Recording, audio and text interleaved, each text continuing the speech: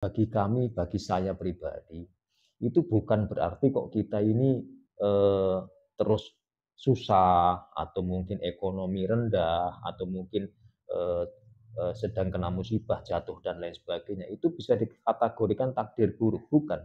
Bagi saya pribadi itu bukan takdir buruk, karena apapun itu yang berkaitan dengan diri kita, entah itu musibah, entah itu sakit, apapun itu hanya akan kembali ke diri kita dengan baik. Bismillahirrahmanirrahim. Assalamualaikum warahmatullahi wabarakatuh. Teman-teman yang dirahmati Allah, kembali lagi dengan kami, dengan saya di Paguyuban Nur Ahad. Insya Allah pada kesempatan kali ini nanti kita akan mengupas sedikit materi berkaitan dengan puncak makrifat kepada Allah. Tentunya seperti biasa, sebelum kita masuk ke pembahasan, masuk ke materi, jangan lupa subscribe, like, komen, dan share. Baik, terima kasih. Kita mencoba masuk ke materi. Jadi tentunya semua orang sudah pernah dengar apa itu makrifat, kan begitu. Jadi ilmu makrifat itu seperti apa? Pada kesempatan kali ini nanti kita insya Allah akan membahas puncak makrifat itu kepada Allah itu yang seperti apa, kan begitu. Tentunya sebelum kita membahas mengenai masalah makrifat, kita harus mengkokohkan pondasinya terlebih dahulu. Tentunya yang di sini yang berkaitan dengan iman. Jadi iman di dalam diri itu kita harus bisa memposisikan dengan tepat. Yang dimaksudkan dengan iman yang menuju ke makrifat itu adalah iman yang ada rasanya. Jadi iman itu tidak sekedar iman saja, bukan iman yang baku, bukan iman yang kering. Maksud daripada iman yang kering adalah cuman tahu bahwa Allah itu pencipta langit dan bumi. Allah itu adalah Zat yang maha agung. Allah itu meliputi segala sesuatu hal. Tidak hanya itu, namun kita harus ikrar seikrar-ikrarnya di dalam hati kita, di dalam qalbu kita. Jadi kita merasakan serasa mungkin, semantap mungkin, seyakin mungkin bahwa di setiap hembusan napas kita, di setiap kedipan mata kita, di setiap langkah kaki kita, di setiap rasa yang ada di dalam kolbu, di dalam batin kita, itu Allah Maha Tahu. Allah mengetahui segala sesuatu halnya. Seperti itu. Jadi nanti kita akan setelah mencapai rasa itu, eh, nur yang di dalam diri kita, nur hakikat yang di dalam diri kita itu akan membimbing kita menuju ke Allah tadi. Makanya kita bisa melihat Allah itu dengan begitu nyata di dalam diri kita. Maksud nyata adalah rasa kolbu kita, nyata bahwa Allah selalu memperhatikan kita. Seperti itu. Bukan berarti kita melihat Allah secara dohir, tidak. Namun rasa kita itu begitu sangat dekatnya kepada Allah. Jadi seolah-olah kita itu selalu berhadapan dengan Allah, melihat Allah. Seperti itu. Puncaknya dari rasa itu tentunya adalah di setiap saat, di setiap waktu itu tidak ada rasa gelisah, tidak ada rasa susah. Yang ada hanyalah senang dan senang, bangga dan bangga. Senang terhadap semua ketentuan Allah yang diberikan kepada kita berkaitan dengan apapun, bangga dengan semua takdir tadi. Jadi kalau orang yang mempunyai rasa ma'rifat, rasa dekat dengan Allah, itu akan selalu merasa bangga, akan selalu merasa senang berkaitan dengan semua hal yang ditakdirkan terhadap dirinya. Baik itu wujudnya seperti apapun. Kan gitu. Wujud takdir yang kita terima itu seperti apapun, kita selalu merasa bangga. Karena orang yang mempunyai rasa ma'rifat, merasa jiwa yang dekat dengan Allah tadi, jiwa yang mutmainah, jiwa yang tenang, yang bisa dekat kepada Allah tadi, itu tidak pernah mempunyai rasa kekhawatiran, tidak pernah mempunyai rasa susah. Karena orang yang iman, yang selalu berprasangka baik kepada Allah, itu tidak ada yang namanya takdir buruk. Yang ada hanyalah takdir baik. Karena yang dimaksud khodo dan khodar, takdir baik dan takdir buruk, itu baik itu berkaitan dengan semua hal yang ditakdirkan kepada kita, itu pasti itu adalah pilihan Allah yang terbaik.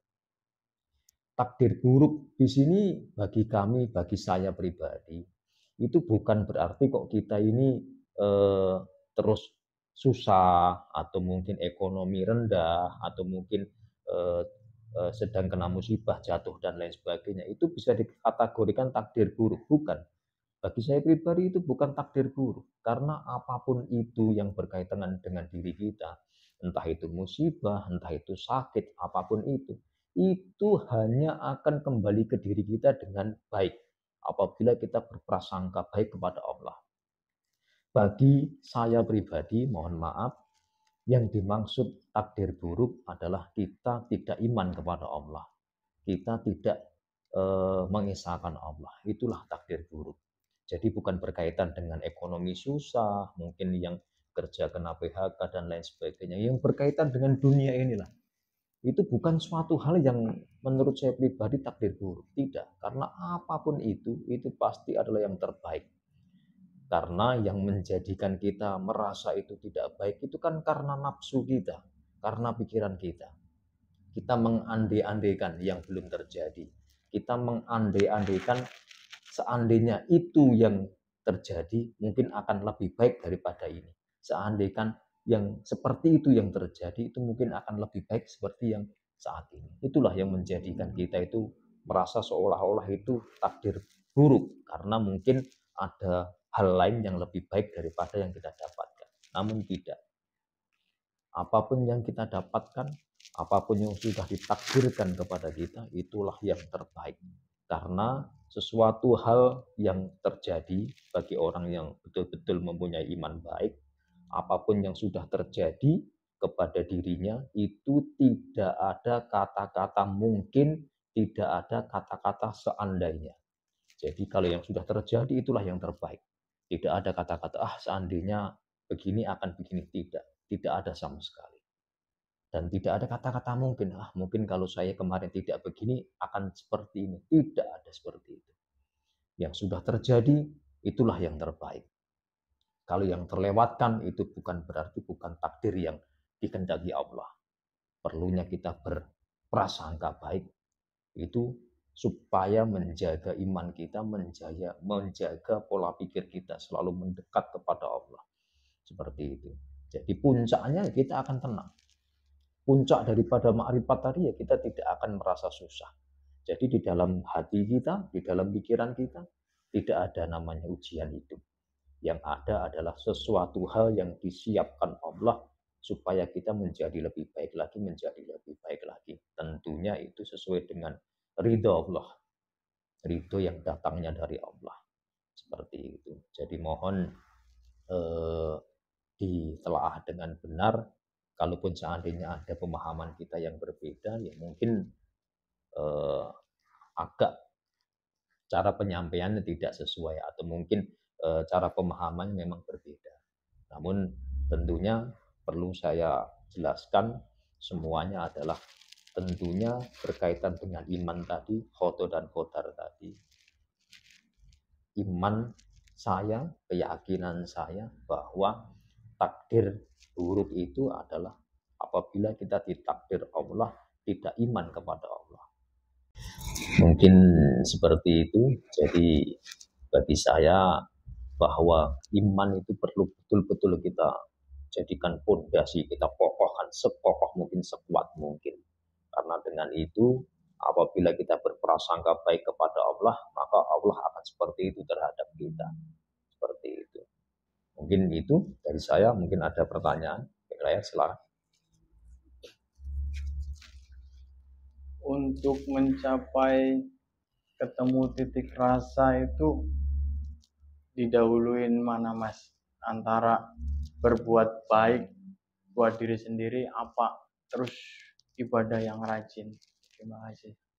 Jadi sebetulnya ya untuk mencapai titik rasa yang demikian, yang dikehendaki, yang diharapkan, tentunya yang paling utama adalah pembersihan jiwa, pembersihan hati, kan begitu. Jadi yang paling penting supaya kita ilustrasikan seperti botol, supaya hasil atau isi daripada botol tadi itu bersih, tentunya botolnya tersendiri harus bersih, kan begitu. Untuk bisa meresapi nikmatnya iman tadi, itu hati itu sendiri harus bersih.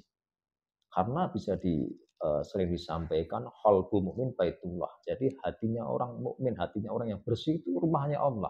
Begitu. Tentunya itu adalah bahasa ya. Namun maksud daripada itu adalah qalbu tadi harus bersih. Nah, setelah kita hatinya bersih, ya kita harus bisa memposisikan diri dengan baik, dengan tepat, barulah kita bisa mencapai titik rasa yang diharapkan. Kan begitu. Itu yang utama. Berarti berkaitan dengan tadi pertanyaannya, sebetulnya yang paling utama adalah pembersihan jiwa, pembersihan hati, pikiran tadi. Nah, setelah hati bersih, itu dibarengi dengan cara berpikir yang benar. Seperti itu. Kadang-kadang sering ditemui atau dirasakan antara hati dan pikiran tidak sinkron. Kan gitu. Hati pengennya seperti apa, tapi pikiran selalu melogikakan dan melogikakan. Sedangkan ilmu Allah itu tidak mampu kalau kita tampung dengan logika kita tampung dengan pikiran kita itu tidak akan mampu. Begitu. Jadi kita harus mengasah batin kita, mengasah jiwa kita. Tentunya apabila semua hal itu mengarah ke jalan yang baik, ya kita harus kondisikan itu bahwa kemungkinan itulah yang terbaik. Caranya bagaimana?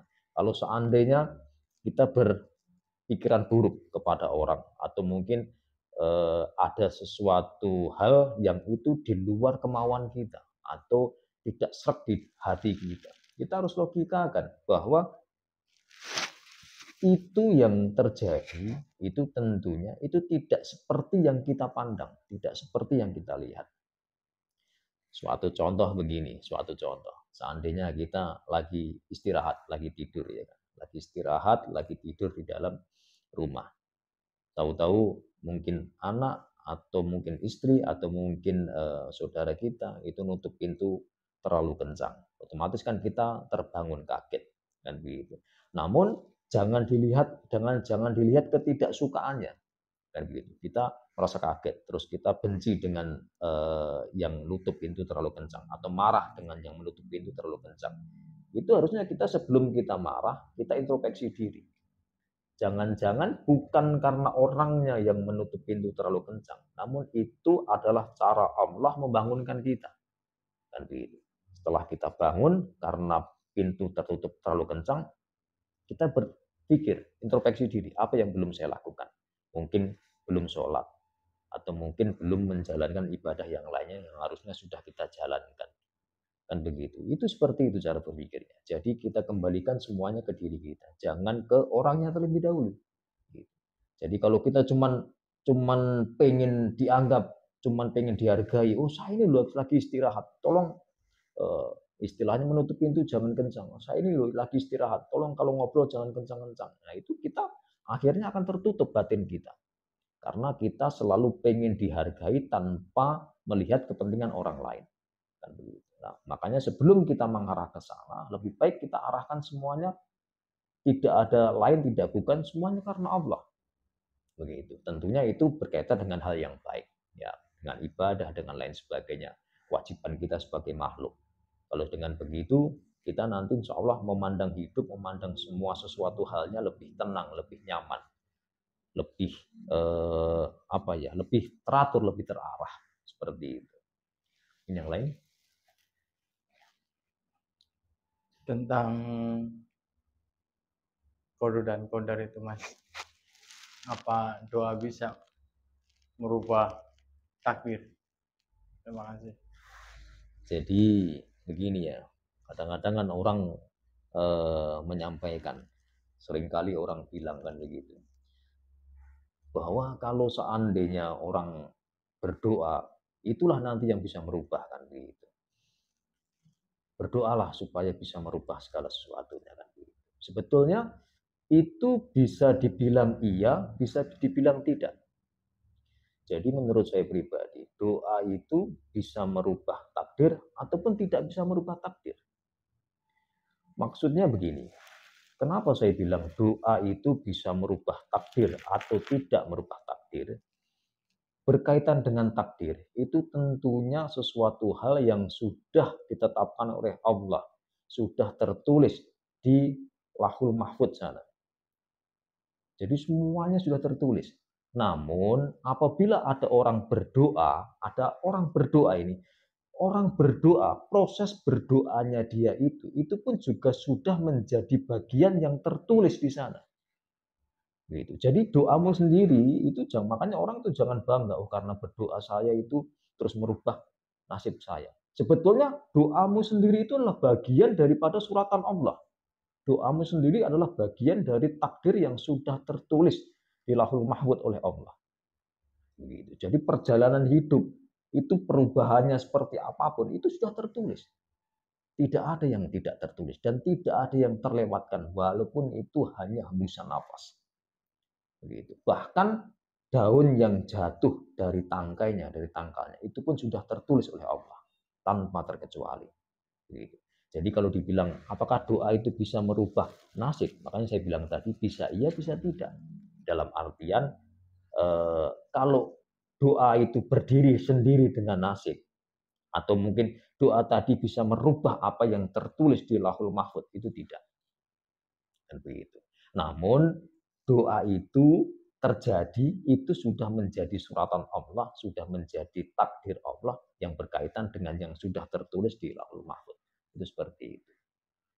Seperti itu. Mungkin agak jelimet jelasinnya ya. Tentunya kurang lebih seperti itulah. Jadi apapun yang terjadi di setiap makhluk hidup, perjalanannya seperti apapun, semuanya dari nol sampai akhir sampai selesai. Baik itu doa, baik itu perkataan yang baik, baik itu perbuatan apapun itu yang mungkin orang sekarang bicara masalah sebab akibat. Oh, karena sebabnya ini, akibatnya ini. Itu sebetulnya semuanya sudah tertulis oleh Allah. Jadi Allah itu sudah menulis dari mulai lahir sampai akhir. Nanti umur sekian akan menjadi orang yang begini, akan mempunyai amalan doa begini, akhirnya akan begini. Semuanya sudah tertulis tanpa terkecuali.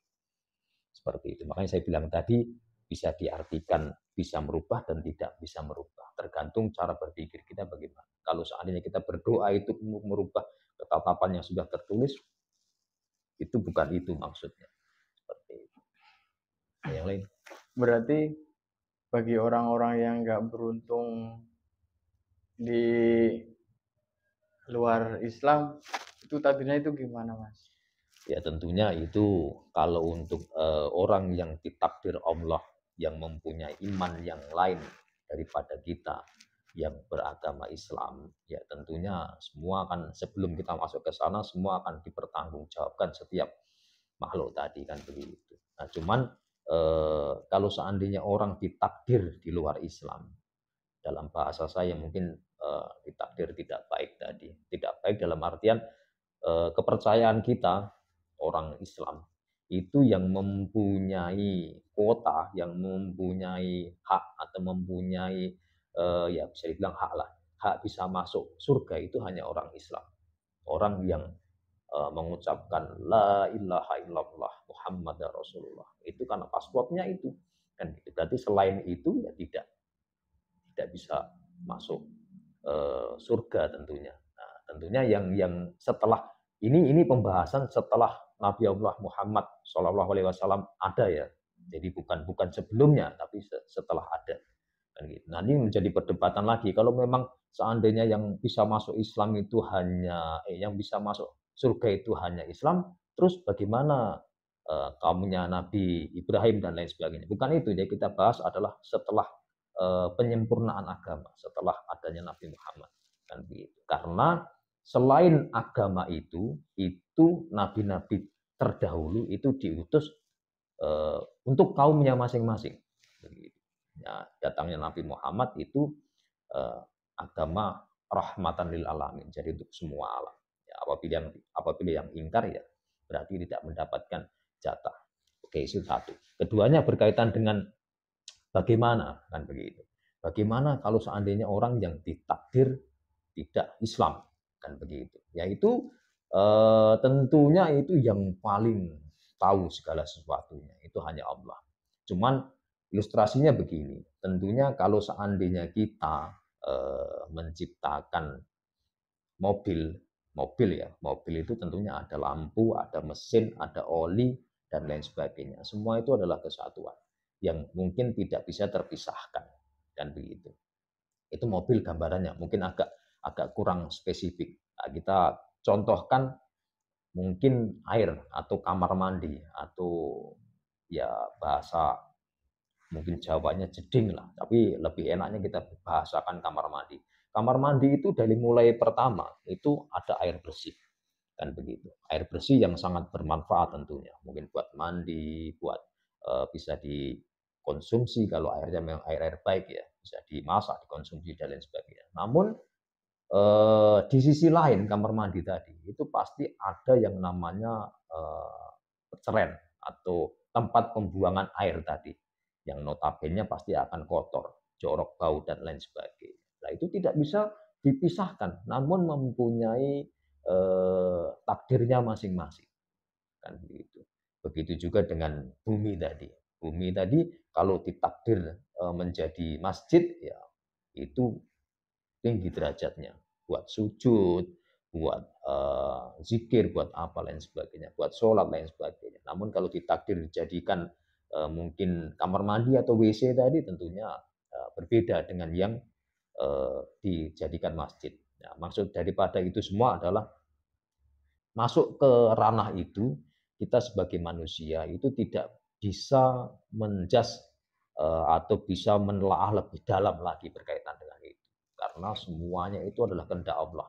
Namun satu hal yang perlu kita ingat bahwa bagi orang yang beriman semua yang terjadi di dunia ini apapun itu kita dituntut berpikir.